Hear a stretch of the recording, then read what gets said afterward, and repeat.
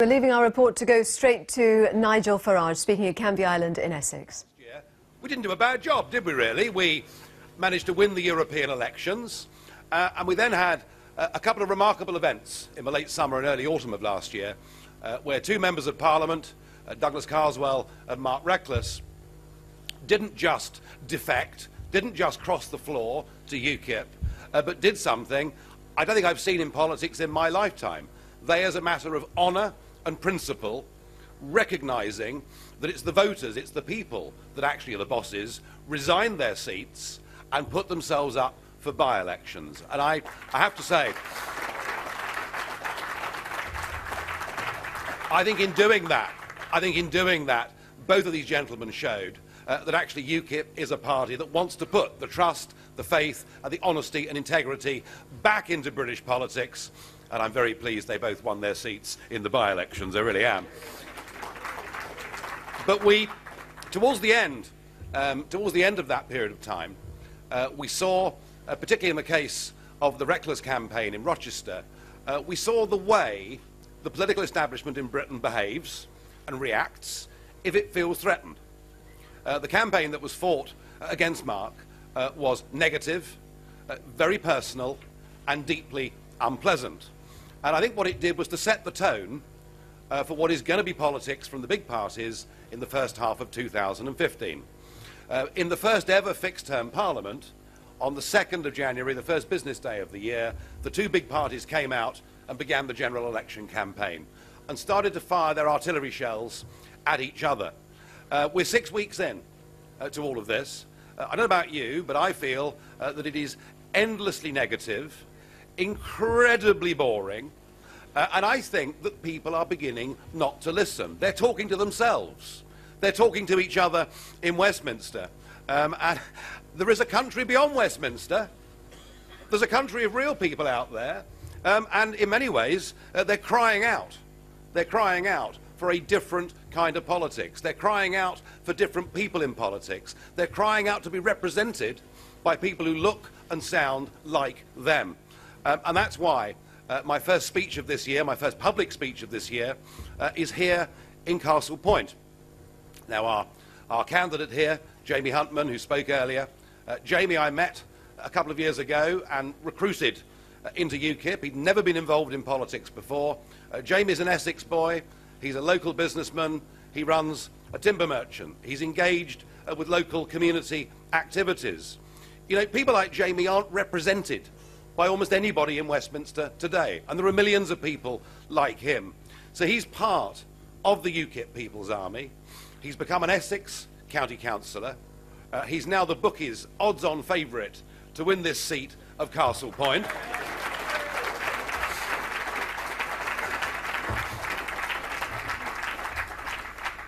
Oh, and I nearly forgot. He's unashamedly patriotic and proud to be British and doesn't mind saying so. And it's going to be a very different House of Commons after May the 7th if people like Jamie Huntman are there on those green benches, and it'll be one that millions of people can connect with. And in some ways, I would say to Jamie Huntman that the journey that he's been on is a very similar journey to the one that I myself went on.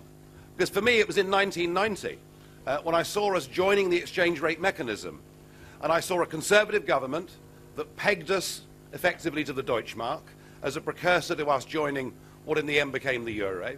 I saw that supported by the Liberal Democrats and by the Labour Party, and it seemed to me at that moment they didn't believe in Britain. They didn't believe we were good enough to run our own country. They didn't believe we were good enough to make our own laws. They didn't believe we were big enough and strong enough to make our own trade deals with whomsoever we chose around the world. They didn't even think we were good enough to keep our own currency. And if it hadn't been for those campaigns from out with the establishment in the 1990s, this country would have joined the euro 12 or 13 years ago.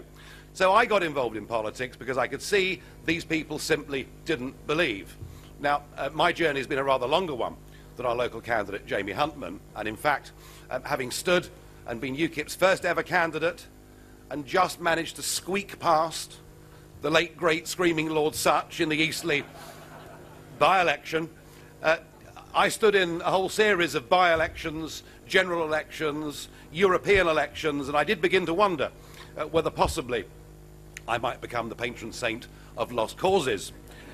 But I'm pleased to say that over the course of the last few years, a lot of people have been on that same journey that I've been on and Jamie Huntman's been on. A lot of people have begun to understand that actually out there in this country, outside of Westminster, the backbone of the British economy are the small men and the small women.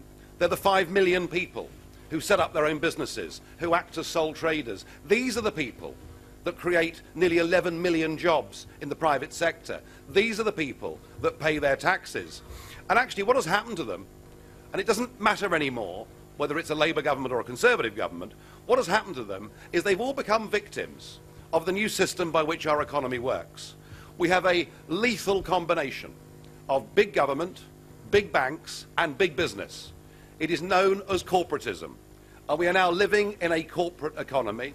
We're living in an economy actually where capitalism and free markets and enterprise and ambition have been replaced and are often crushed by a modern form of corporatism which is supported by all three political parties, is supported by the trade union movement, and of course has as its HQ those big glass and steel buildings based in Brussels.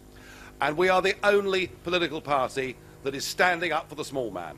We're the only political party that genuinely believes we've got to redefine capitalism in a way that it can work for everybody. It is only through that wealth creation that we will generate sufficient taxes to have the kind of welfare state that all of us want to have in a decent country. And I can tell you that because that message is so powerful and is so positive, we now have a political establishment, a political class that are scared of us. They're very scared of us. They don't want lots of people like Jamie Huntman sitting on the green benches. And they're going to do everything they can to knock us over the course of the next 3 months. I saw a bit of this in the European election campaign last year, where there seemed to be sort of endless negative campaign. My alternative CV was in the newspapers daily.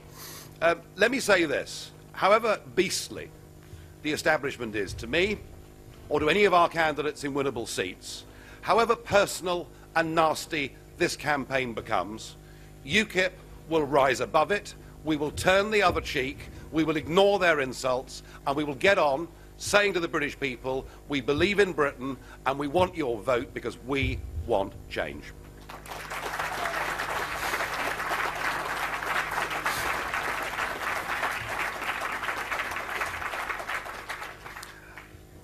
And perhaps one of the reasons why they're going to be nasty is they've understood that actually something quite remarkable has happened in British politics in the last 3 years. I can stand here and say that I am the leader now of the only truly national British political party. UKIP is the only political party with elected representation in the four corners of the United Kingdom. Think about the other parties. I mean, obviously by definition, Plaid and the SNP are parties confined to their own areas, but look at the Labour Party. The Labour Party is now a regional party, effectively of the north of England. Look at the Conservative Party. They effectively have become a regional party of the south of England.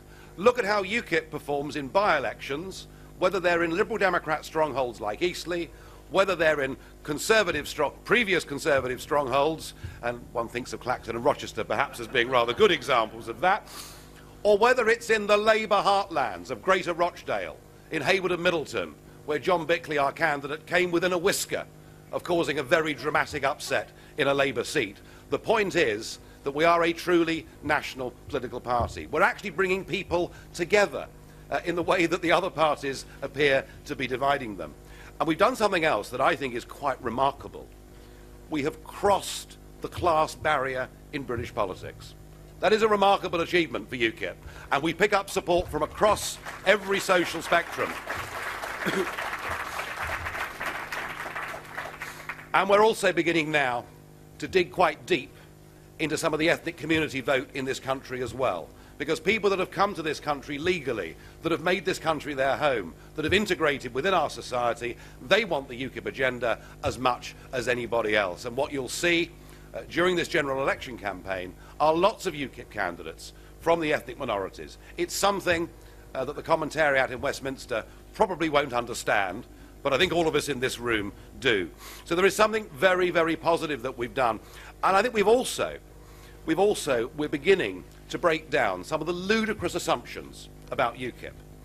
Now, David Cameron, our Prime Minister, who is not known for saying terribly nice things about me, did come up with a line in his conference speech that I thought was quite funny, although perhaps not a very nice thought. He said, if you go to bed with Nigel Farage, you'll wake up with Ed Miliband. I mean, it's not pretty, is it? It's not pretty. But what he was saying, and many of the commentators have said over years, is, yes, of course, the UKIP vote just comes from former Conservatives. And actually, nothing could be further from the truth. Just look at the Rochester by-election, where by a margin of 2 to 1, those that voted for us had not voted Conservative in the previous general election. Just look at our performance in the by-elections that I mentioned earlier. We are picking up our support from across the board, but we're also doing something that the other parties simply can't do. Jamie Huntman, whose speech introducing me, said that perhaps I refreshed the parts that other politicians cannot reach, which was very nice of him, and after a dry January. But the point is this: UKIP as a political party, our candidates and our activists are reaching voters that the other parties can't reach, because we're bringing back into the political system, we're re-engaging people who had not voted for anybody for the last 20 years, and we should be very proud, I think, as a party, that we're doing that and that we're really connecting.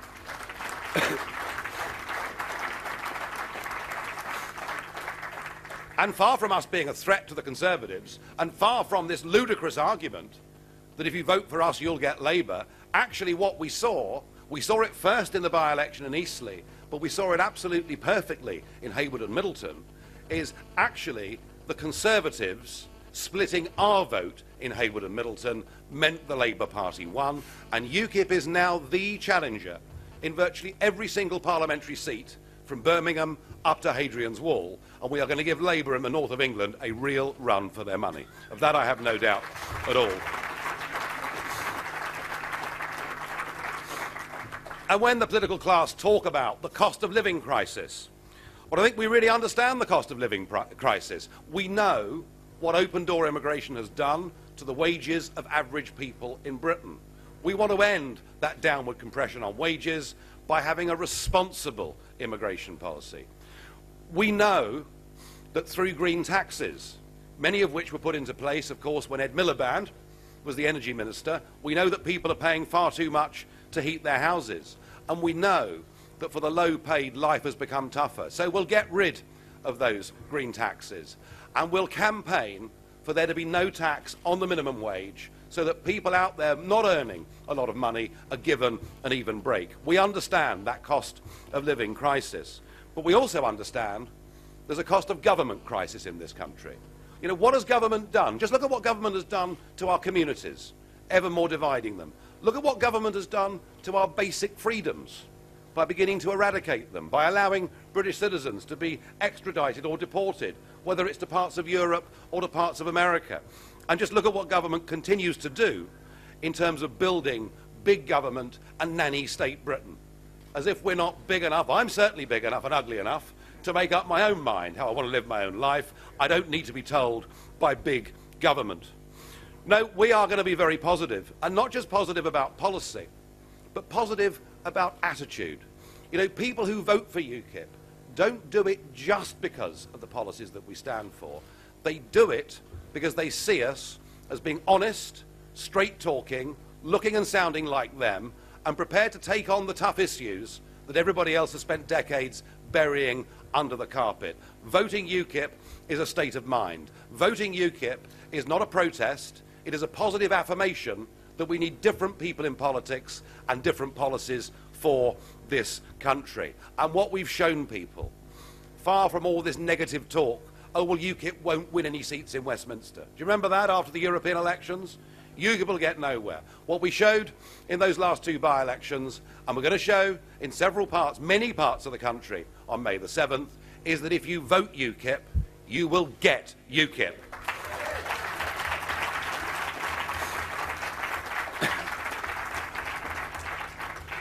And yes, we do believe in Britain.